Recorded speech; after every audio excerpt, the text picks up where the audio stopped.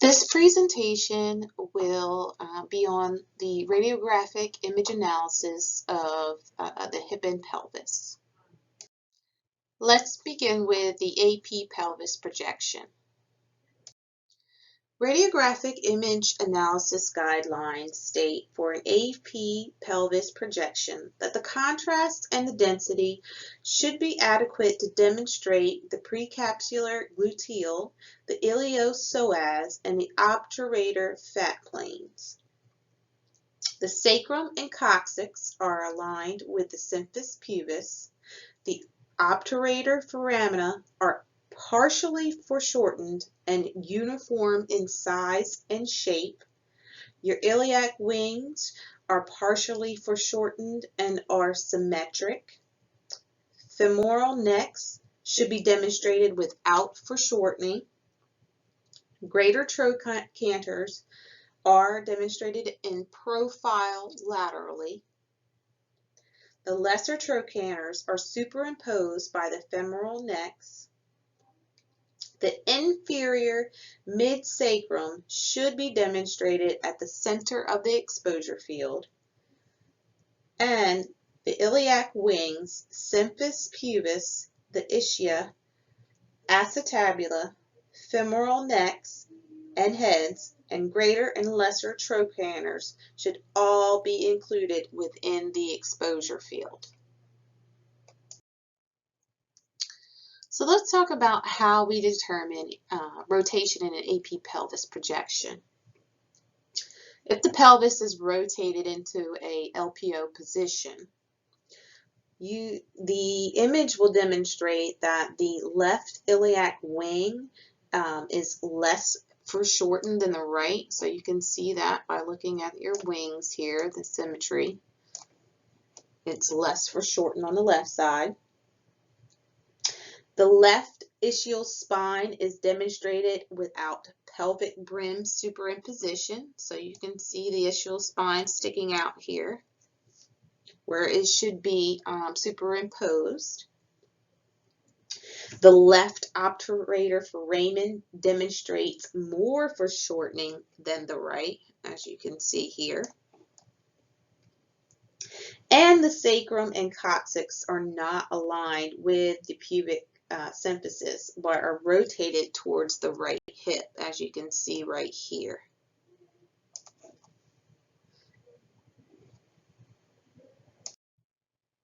So let's talk about identification of a rotation in an AP pelvis when the patient is rotated in an RPO position.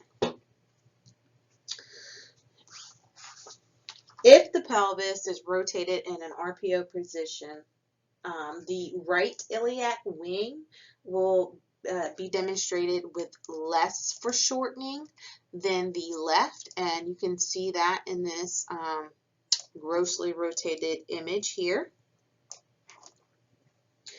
The right ischial spine is demonstrated without pelvic brim superimposition, as you can see here. Your right obturator foramen will demonstrate more foreshortening than the left, whereas you can't even really visualize that so much on the right. And here is the left. And the sacrum and coccyx will be rotated more towards the left hip rather than in that AP projection. And you can see here your sacrum and coccyx are more in line towards that left hip. So in order to correct this positioning, we need to position the body, or the mid-sagittal plane of the body, to the midline of the IR, and position the ASISs equidistant from the IR, aligning the mid-coronal plane parallel with the IR.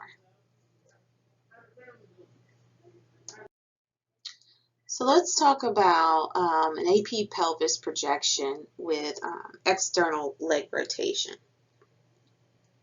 We know when patients are supine and relaxed, their legs and feet typically lay in external leg rotation. On external leg rotation, the femoral necks decline posteriorly and demonstrate foreshortening on an AP pelvis projection. The greater the degree of external rotation, the greater is the posterior decline and foreshortening of the femoral necks, as you can see in this image.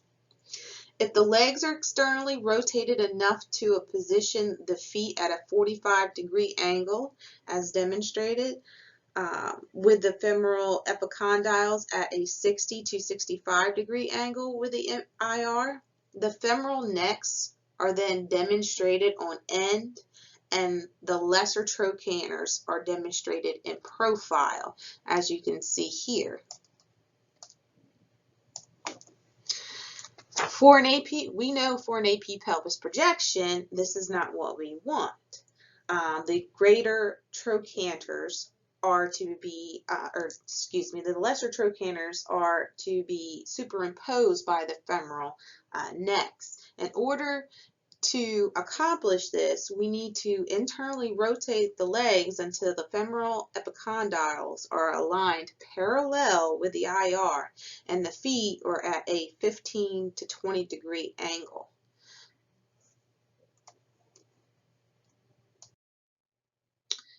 This image here demonstrates insufficient internal leg rotation. And what I mean by that is if the legs are positioned with the feet placed vertically, the femoral epicondyles are actually at approximately a 15 to 20-degree angle with the IR. This demonstrates the lesser trochanter in partial profile, and the femoral neck is only partially foreshortened. So you still see these lesser trochanters here. And again, according to radiographic image analysis guidelines, the lesser trochanters are to be superimposed by the femoral necks. So this image would need to be repeated, and in order to accomplish the appropriate projection, we need to internally rotate those legs until the femoral epicondyles are aligned parallel with the IR and the feet are at a 15 to 20-degree angle from vertical. So let's take a look at this AP pelvis projection practice analysis. Looking at this image, you can see that the left obturator foramen is more foreshortened than the right here. The left iliac wing is less foreshortened and actually elongated than the right. The sacrum and coccyx are rotated towards the right hip here. The lesser trochanters are demonstrated medially right here, indicating that the legs were not internally rotated appropriately.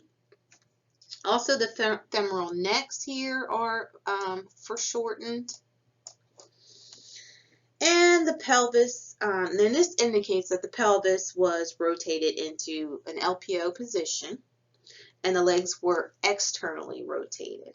So in order to correct this image, we need to rotate the pelvis towards the right hip until the anterior or the ASISs are positioned at equal distances from the IR.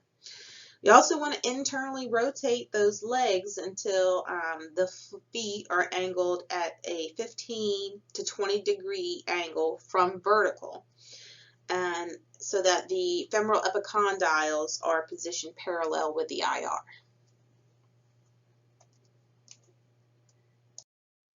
So let's move on and talk about the AP pelvis frog leg projection modified Cleves method. Radiographic image analysis guidelines state that the sacrum and coccyx should be aligned within the symphysis pubis, The obturator foramina are partially foreshortened and uniform in size and shape. The iliac wings should be partially foreshortened and are symmetric. The lesser trochanters are in profile medially. The femoral necks are superimposed over the greater trochanters. The femoral necks should be partially foreshortened. The proximal greater trochanters are demonstrated at a transverse level halfway between the femoral heads and the lesser trochanters. The inferior midsacrum is demonstrated at the center of the exposure field. And the ilia, pubic symphysis, ischia, acetabula, femoral necks and heads, and greater and lesser trochanters should all be included within the exposure field. To achieve a AP pelvis modified Cleves projection, we have to demonstrate the greater trochanter accurately beneath the proximal femur and position the lesser trochanter in profile. So this requires sufficient knee and hip flexion. In order to achieve this, we need to flex the knee and hip until the femur is angled at a 60 to 70 degrees with the IR.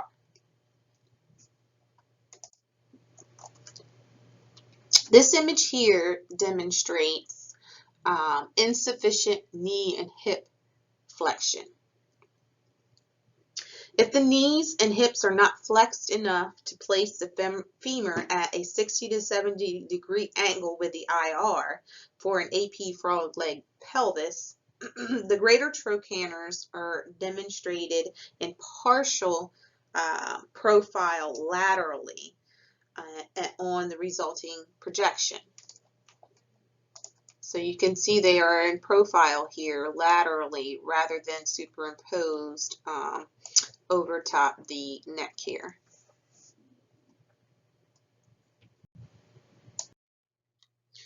In this AP pelvis modified Cleves projection is demonstration of excessive knee and hip flexion. If the knees and the hips are flexed too much for an AP frog leg pelvis, placing the femurs at an angle greater than 60 to 70 degrees with the IR, then the greater trochanters are actually demonstrated medially, as you can see right here.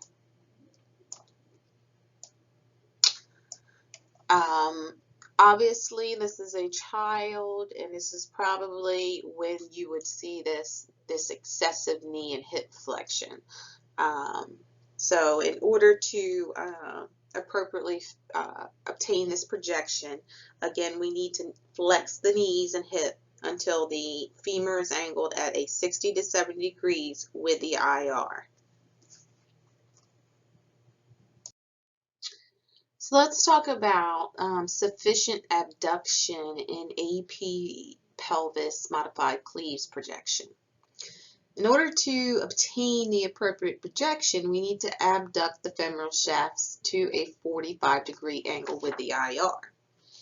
This image here is a representation of insufficient femoral abduction. The femoral shafts are actually abducted less than 45 degrees with the IR, and this resulting projection demonstrates the femoral necks without foreshortening, and the proximal greater trochanters are at or about at the same transverse level as the lesser trochanters, as demonstrated here. You can see they're almost at the same transverse level here, and that is not what we want. So in a AP pelvis modified Cleves projection with excessive abduction, meaning the femoral shafts are abducted greater than 45 degrees. The resulting projection will demonstrate the proximal femoral shafts with minimal foreshortening. The proximal greater trochanters are at approximately or at the same transverse level as the femoral heads, and the femoral necks are demonstrated on end.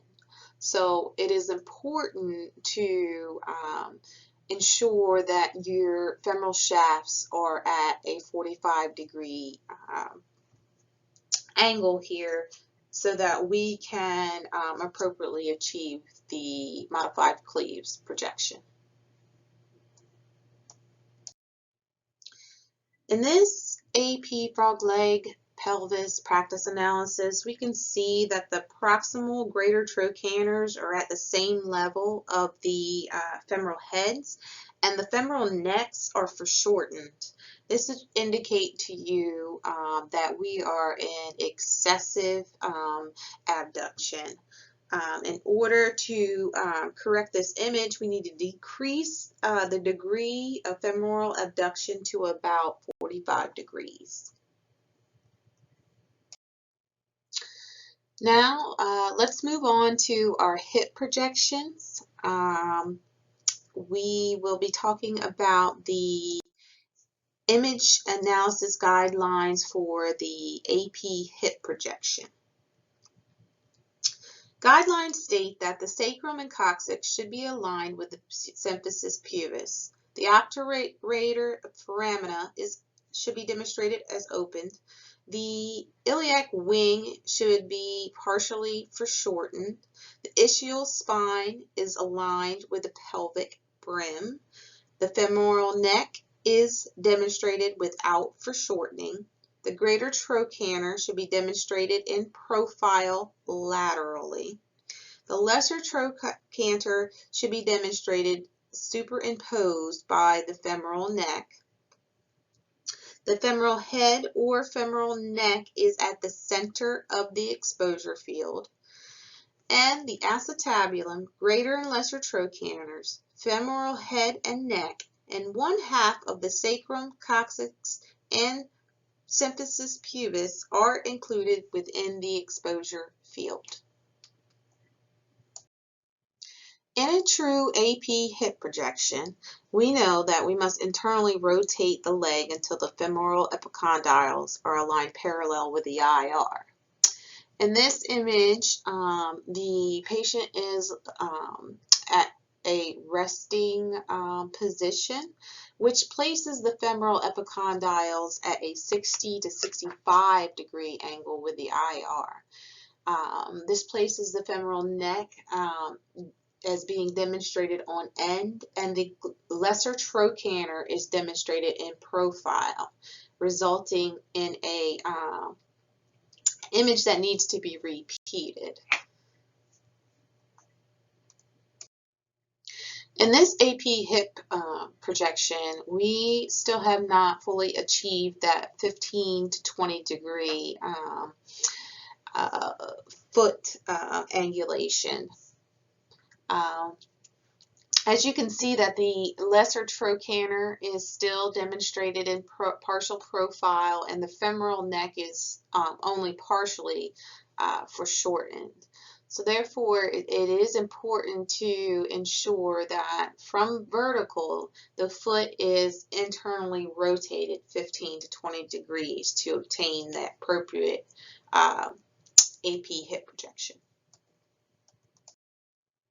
So let's start with an AP hip practice analysis.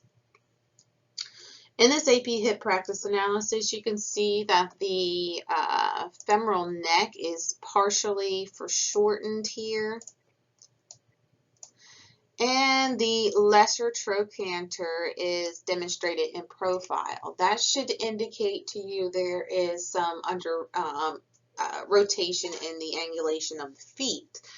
In order to correct this, we need to internally rotate the leg until the foot is at an angle of 15 to 20 degrees from vertical, and the femoral epicondyles are positioned parallel with the IR.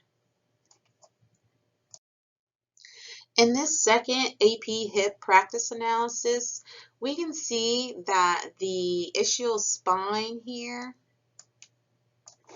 is demonstrated without pelvic brim superimposition. The sacrum and coccyx is misaligned with the symphysis pubis. It's actually rotated away from the affected hip. Your obturator foramen demonstrates increased foreshortening here, which should indicate to you that there is some pelvis rotation, and that is rotated towards the affected hip. So they are in an RPO position. Also, the femoral neck is foreshortened, and the lesser trochanter is demonstrated in profile. This indicates that the leg was externally rotated. So you can see your lesser trochanter in profile, and how the neck here is foreshortened. In order to correct this imaging error, we need to rotate that pelvis away from the affected hip. You want to ensure that the ASISs are positioned equally distant from the IR. We also want to internally rotate that leg and foot until it's angled 15 to 20 degrees from vertical, and the femoral epicondyles are positioned parallel with the IR. Next, let's discuss the AP frog leg hip projection modified Cleaves method.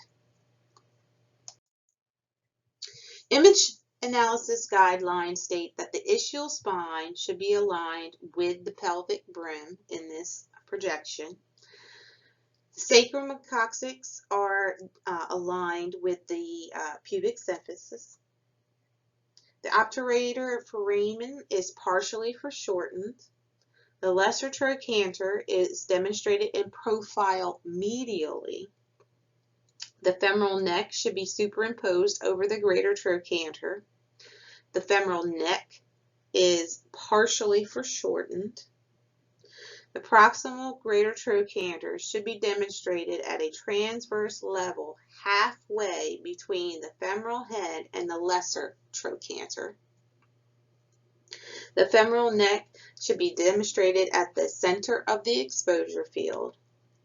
And the acetabulum, greater and lesser trochanters, femoral head and neck, and one half of the sacrum, coccyx, and pubic symphysis are to be included within the exposure field. So just like in identifying pelvis rotation, the same anatomic rules apply for your AP frog leg lateral hip. If the pelvis is rotated towards the affected hip, the ischial spine, again, will be demonstrated without pelvic brim superimposition as it is here.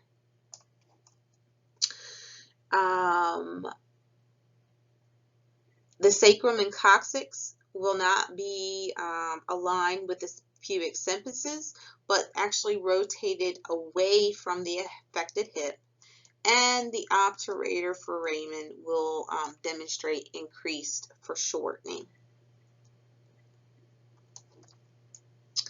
Therefore, we want to get that patient's body back so that the pelvis is rotated and positioned so that the ASISs are at equal distances from the IR. Remember, we're just frogging that leg out. We're not actually rotating the pelvis. So in a AP frog leg hip where the pelvis rotated away from the affected hip, we will see that the ischial spine, again, is not aligned with the pelvic brim as it should be. It's actually demonstrated closer to the acetabulum, which we kind of can see here. The sacrum and coccyx are not aligned with the pubic symphysis again, but are rotated toward the affected hip. as you can see here, where they're not in line. And the obturator foramen demonstrates decrease foreshortening, as you can see here. So again, we need to ensure that we rotate the pelvis away from the hip that is demonstrated as higher than the other. We need to make sure that both hips and ASISs are positioned at equal distances from the IR to ensure that we are in a true AP projection with the leg rotated out. So again, the same rules apply from a pelvis modified cleaves method to a AP frog leg lateral hip. An insufficient knee and hip flexion, if the knee and hips aren't placed or not flexed enough to place the femur at that 60 to 70 degree angle with the IR, the greater trochanter will be partially demonstrated in profile as it is here. And excessive knee and hip flexion, which places the femur at an angle greater than 60 to 70 degrees with the IR. The posterior aspect here of this greater trochanter is demonstrated medially and obscures that lesser trochanter here. We just need to remember that that hip and knee flexion is very important, and that we make sure that we get it at that so that we place the femur at that 60 to 70 degree angle with the IR. So just like the AP pelvis modified cleaves, the same structural anatomic misalignments occur in an AP frog leg hip. Like in his first image, you can see there's insufficient femoral abduction.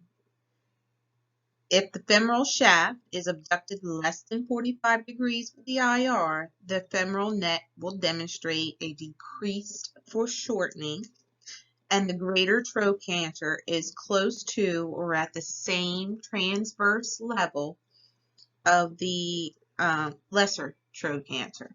So you can see in this first image where the lesser and greater trochanters are at the same transverse level, and the femoral neck is a little elongated here. In the second image is a demonstration of excessive femoral abduction.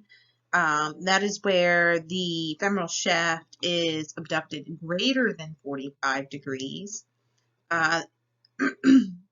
This will demonstrate the proximal femoral shaft without foreshortening. As you can see here, you don't even see the femoral neck, and the proximal greater trochanter is at the same transverse level as the femoral head, and the femoral neck is demonstrated on end.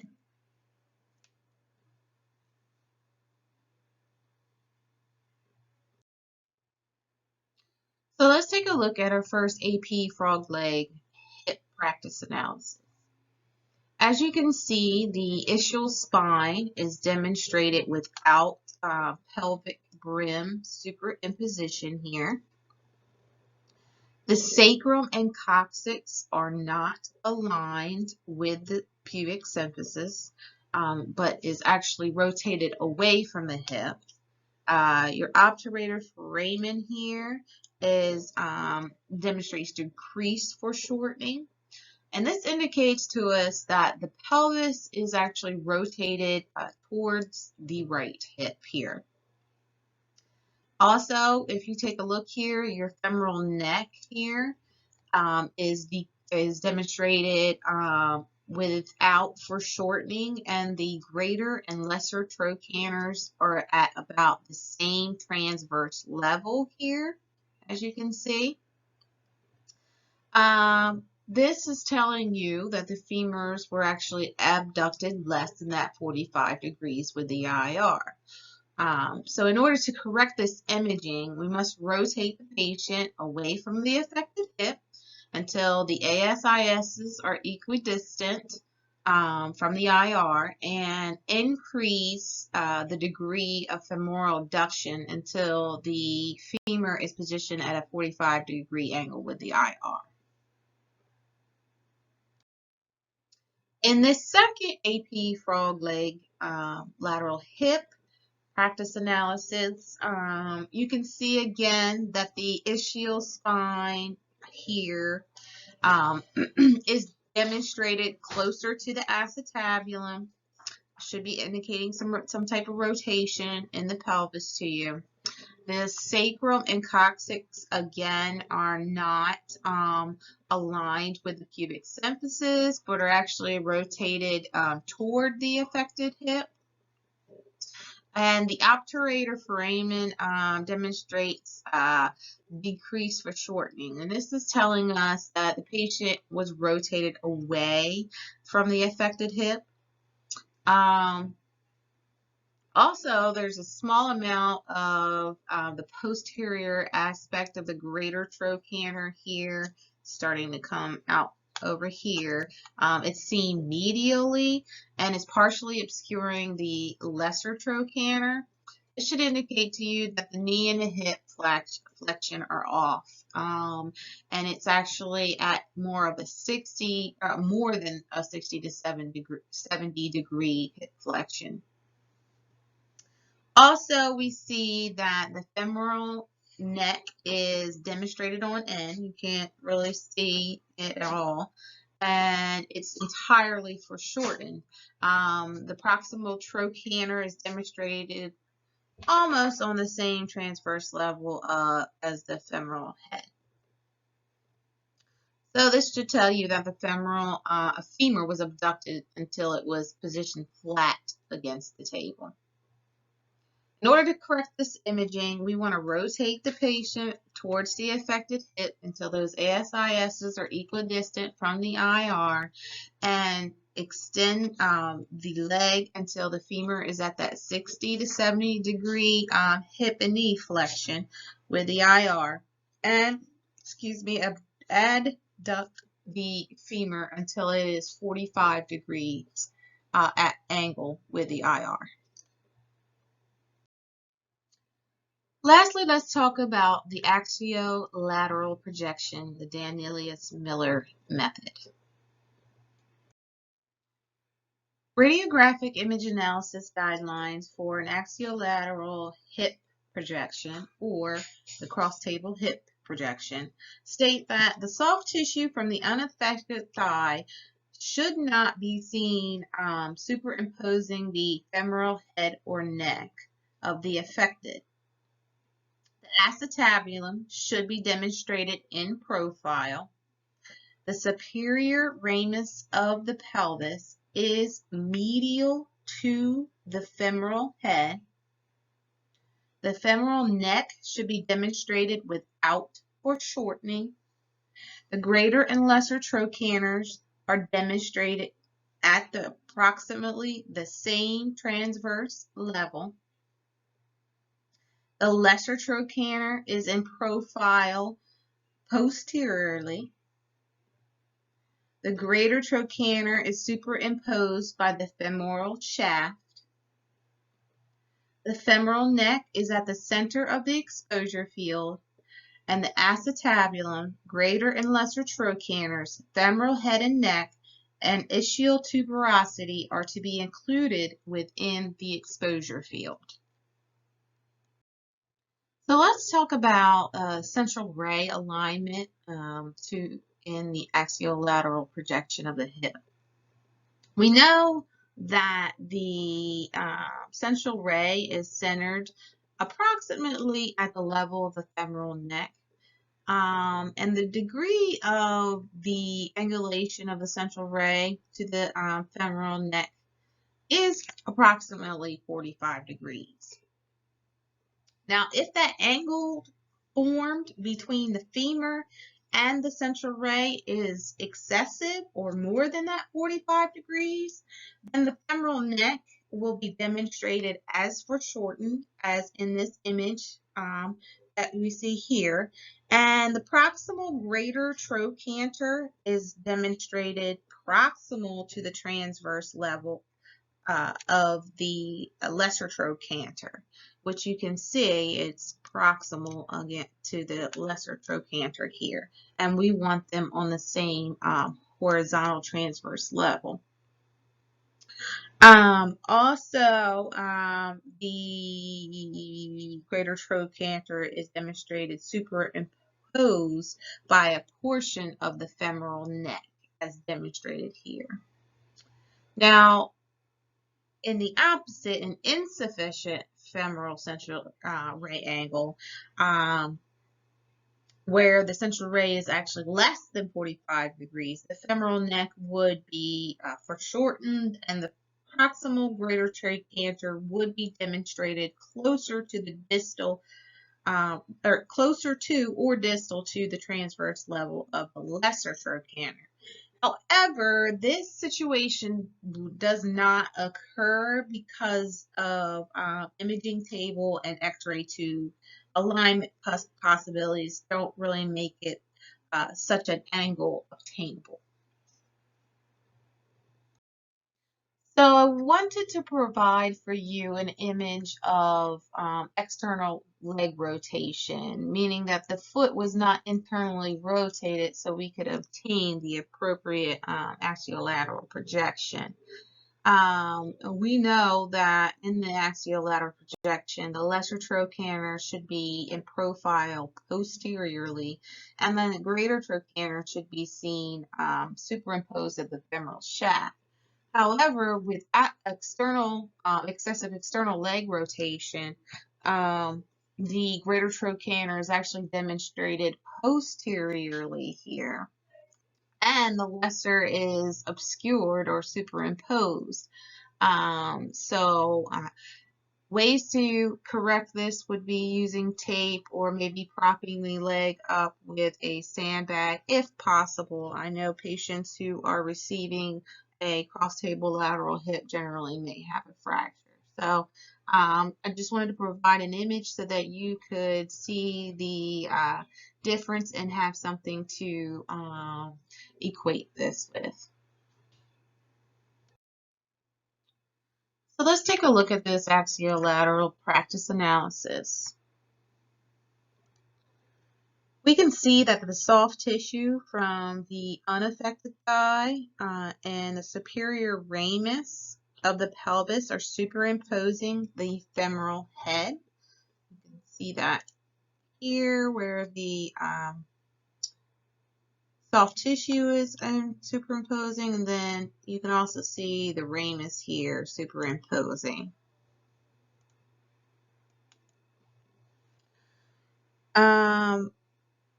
The unaffected leg obviously was not adequately flexed and abducted. It's causing the sides of the pelvis to stay on the same transverse level, which is superimposing the femoral head and neck of the affected hip. Also, the greater trochanter is demonstrated posteriorly here. And the lesser is superimposed over the femoral shaft, which indicates to us that the affected leg was in an external rotation. So for us to correct this imaging in our second shot here, we would need to flex and abduct the leg, or the unaffected leg, as much as the patient could tolerate. If the patient is unable to increase flexion and abduction of the unaffected leg, we could tilt the pelvis so the unaffected side is about 2 to 3 inches higher than the affected side of the pelvis, and internally rotate that leg until the femoral epicondyles are aligned parallel with the IR, and the foot is angled internally to that 15 to 20 degrees from vertical to obtain the appropriate axiolateral projection.